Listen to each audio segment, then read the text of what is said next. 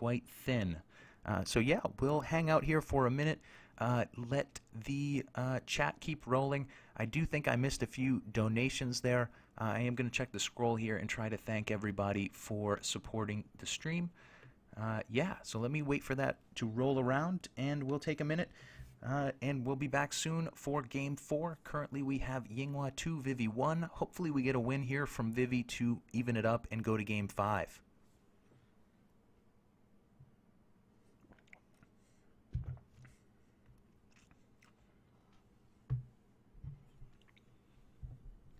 For those of you interested, Chow Lucy is out of the building. She was very nervous for me for some reason today. I kept telling her, hey, this is just going to be fun, but she couldn't stand to be here and watch. She is gone. So unfortunately, my secret weapon, Chow Lucy, is not here to support me. Hopefully this Game 4 goes well. I do have a new secret weapon, SMB, helping me out. Thanks again to you, my brother. Appreciate it a lot. Tons of help last night setting this up, and tons of incredible analysis throughout this game. I do think I will go back and consult the AOC manual and try to get on your level. I'm loving the commentary. I really do appreciate it. No BS at all. Thank you very much. No, it's been an absolute pleasure. And it's great to have you enjoying your first stint on Vivi Official, your first go. Yeah, it's been a whole lot of fun. Really enjoyable casting with you, and some great games as well. Yeah, man, you're setting a great example for me for the future. The only way to go from here is up, and hopefully up is the way I will continue to go. And I'm ready for Game 4. Do you want a few minutes, SMB?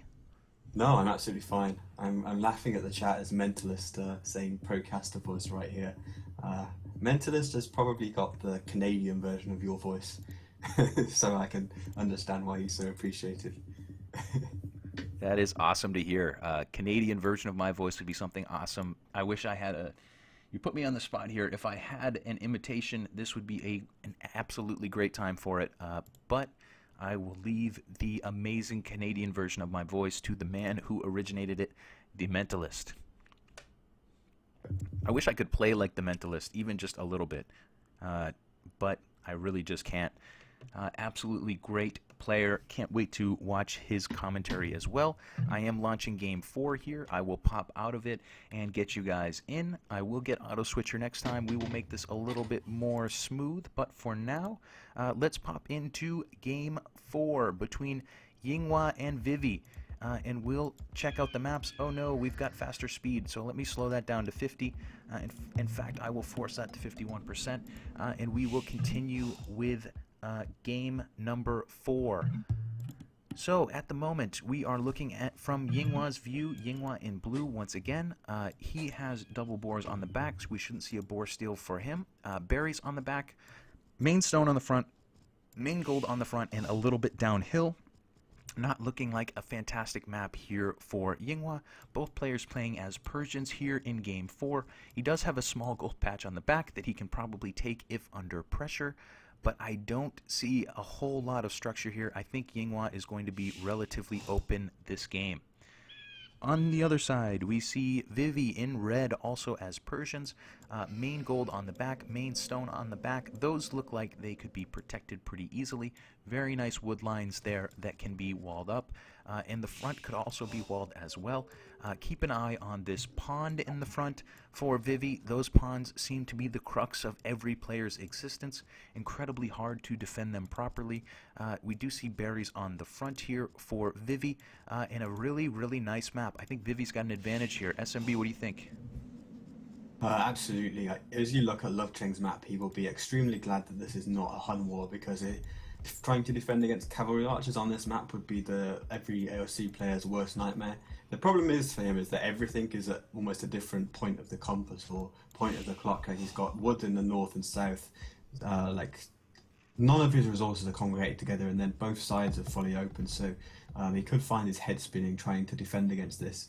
It's made slightly easier by the fact this is a Persians wars where we tend not to see archers as much, because they are obviously Persian cavalry archers are an atrocious choice, but also the archers would suffer from a bonus that enemy knights would get against them. So Persian war is interesting here because it's actually a kind of a preview of something that we will see in quite a number of the knockout stages of the tournament if games go to, I think it's game 6, where we have inserted a Persian War into the settings as they expand to game 7. Knights obviously an option in this sort of situation in the Castle Age, but those can obviously be countered by the Persians' access to camels, and it's kind of interesting. It'd be interesting to see what the approaches the players take, whether they try to go really aggressive with massing a lot of knights or play a slightly more reactive game, perhaps countering with camels or even a few monks or pikemen and trying to boom up on TCs and abuse the strength of the Persian boom as well.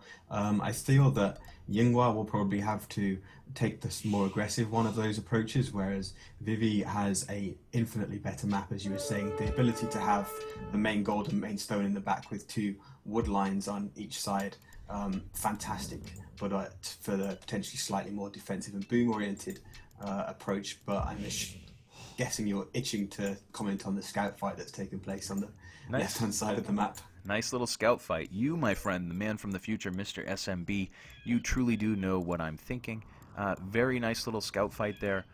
It looks like Vivi got the better of Yinghua. Unfortunately, Vivi did not get Yinghua's sheep, or Love Cheng, I suppose. Either name is good. We will see deer being pushed in from Yinghua, aka Love Cheng. Vivi is now scouting forward. We did see 4 villagers there pretty early, and we're seeing militia coming out for Vivi. Just to let you know, SMB, we are on 6 minutes. I have pinned the game to 51% speed so that it doesn't run out Basically, of if you leave it at that point, we should stay in sync. That is my hope, because I haven't touched the speed controls and I'm staying like 15 seconds behind the host time, roughly. Beautiful. Absolutely beautiful. That scout fighting continuing. At the moment, it looks like Vivi is in a bit of trouble. 3 HP left on his scout, while Yinghua has 10 HP, and it looks like Yinghua will push Vivi away. We should probably check out what Vivi saw while he was there, and unfortunately, Vivi did not see a whole lot. He did see that front gold, which is very nice, and did find the berries. Did not discover this wood line, so we will see how effective that drush can be, knowing that Vivi only has partial information. A wolf is in play, but we will not see a wolf kill. Unfortunately, for those of you who were betting on a wolf kill, not this game, at least not so far. Pretty standard drush here. The only asterisk being that Vivi's scout has 3 HP and probably can't do a whole lot of helping these militia. These militia will come in. I wonder if they'll go straight for the berries or if they will discover this wood line. At the moment, Vivi will not discover that wood line and will head straight toward the berries with this drush. That's a fine place to go. It's awfully close to that TC. It will be good to annoy, and if we do look, Yinghua was ready to protect that wood line anyway, so we might not see the most effective drush here from Vivi, but I think it's going to accomplish its goal, which is going to allow Vivi to close in his side and play a little bit defensively here. Yinghua is up to feudal on 20 vills. Vivi is continuing to build vills at the moment. The drush, as you said, is pretty standard, but the one thing about it was that it came out incredibly early. Vivi had produced all 3 militia and sent them halfway across the map by minute 7, which is somewhat ahead of the timing that you'd normally see, but even so, Yinghua managing to wall everything off, and it's not really going to achieve so much, despite the potential surprise factor, depending on whether Yinghua actually saw it, of it coming in so early. It could have actually been very effective against someone who is going scouts to have a drush in play that early, but hasn't quite worked out that way. Interestingly, if you saw it, we did see Yinghua's scout taking quite a few shots from the TC on his way by of Vivi's TC. That scout is now on 1 HP, but it's going to be able to do its job. It's going to be able to scout around Vivi's section of the map and give Yinghua that most valuable information, which is well, I guess it's just information. Information itself being very valuable here. That scout is probably not very useful other than revealing the map now, but at least for the moment we're seeing a staple. We may see more scouts here. Well, we inevitably will see more scouts here from Yinghua. We still have not seen Vivi click up to the feudal age. So Vivi is going to boom up here, potentially going for a very quick castle time. Villager already transitioned over there to gold. Will Yinghua's scout die? Yinghua's scout will continue to be in play. This drush is not very useful. It is not neutered, just for those of you who are wondering, but it is not going to be able to get a whole lot of harassment on Yinghua. This scout for Vivi's build order not looking exactly a fast castle build order. I think he sent villagers too late to gold, and he won't be able to do just like a really smooth Rush FC off the back of this. Although, oh, actually, he hasn't clicked up to feud late. Never mind, ignore me. I thought he was already on his way, but I think he. Look at this. Be okay with that. Actually. We're going to see Vivi get that scout for free. Sorry to interrupt you. Vivi finally taking out Yinghua's scout there. His drush is still forward. Interestingly, Vivi doesn't see these villagers out on deer. They might be a nice place to go and harass. But yeah, you're absolutely right about the analysis. We are seeing a very late click up there from Vivi. And we will probably see quite a few resources in his bank, a bit of food and a bit of gold saved up.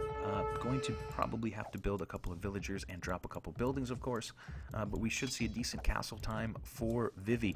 Vivi with those 3 militias still in play. There are a couple of villagers out here, but they do all have high HP, so we won't see Vivi getting a pick, but maybe trying to continue to harass, although these scouts can come in at any moment and probably clean up the militia here.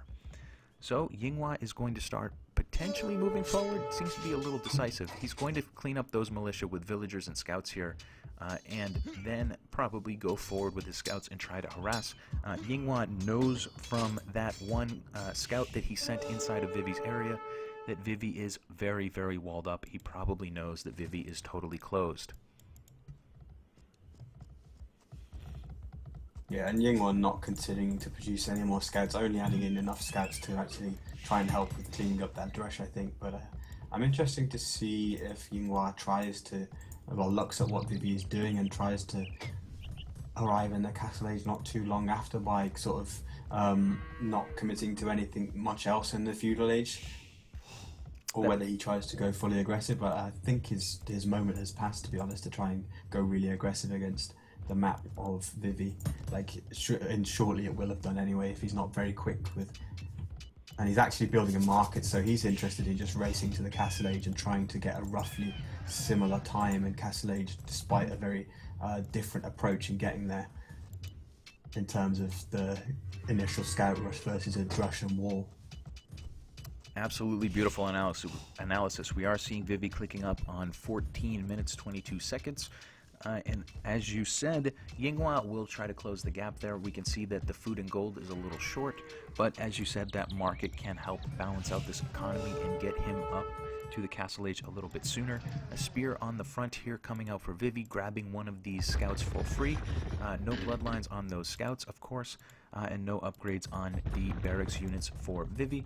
Quite a few villagers here on gold for Yinghua, and I wonder if they will be potentially caught out by some early Castle Age aggression. We're seeing 2 stables from Vivi.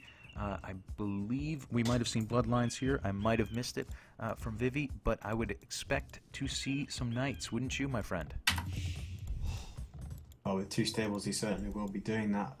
Gonna have a couple of minutes in which to actually stream those knights to his enemy's base and attack a feudal age opponent, and potentially going to be able to do a decent amount of damage with that. Yinghua's doing his best to try and wall everything right now.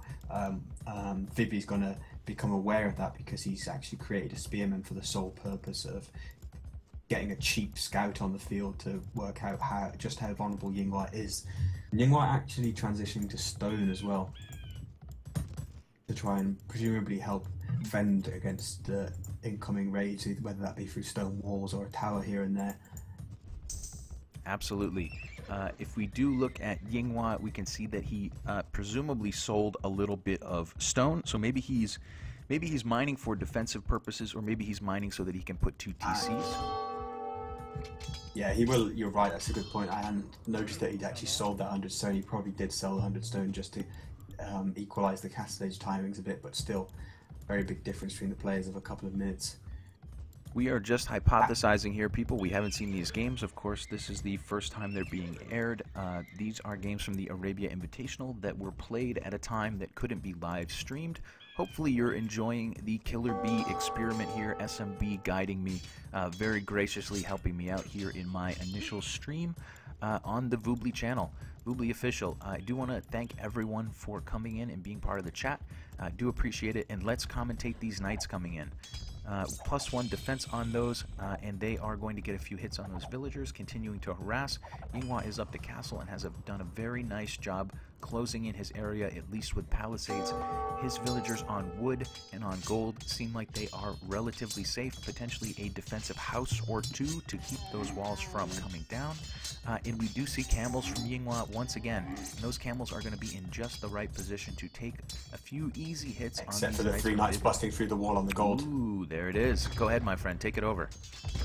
Yeah, I was going to say the 3 knights busting through the wall on gold. Yinghua would be able to produce camels very quickly from those 2 stables. They believe their production speed is faster than the knights, but not going to save his villagers on gold. And unless these camels are enough to force away the knights, Yinghua could have a very, very difficult time actually continuing to produce any more camels at all, because he'll be off gold.